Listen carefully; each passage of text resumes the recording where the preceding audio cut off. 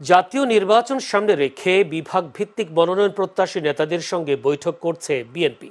এরই ধারাবাহিকতায় আজ বরিশাল ও রাজশাহী বিভাগের মনোনয়ন প্রত্যাশীদের সঙ্গে বৈঠক করে দলটি।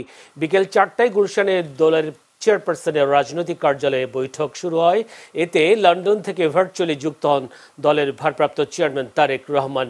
এই সময় বিএনপি মহাসচিব মির্জা ফখরুল ইসলাম আলমগীর, সিনিয়র যুগ্ম মহাসচিব রুহুল কবির রিজভী সহ শীর্ষ নেতারা উপস্থিত ছিলেন।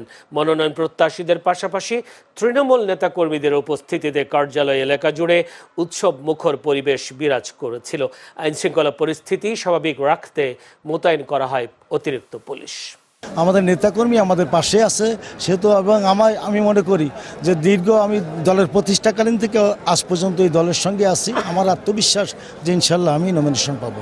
আমরা ইতিমধ্যেই জেলার নেতৃত্বে, আমাদের খুলনা বিভাগের নেতৃত্বে একমত পোষণ করেছি, নমিনেশন যাকেই দিক ধানের শীষের পক্ষে আমরা বিজয় ছিনিয়ে আনার জন্য ঐক্যবদ্ধভাবে কাজ করব।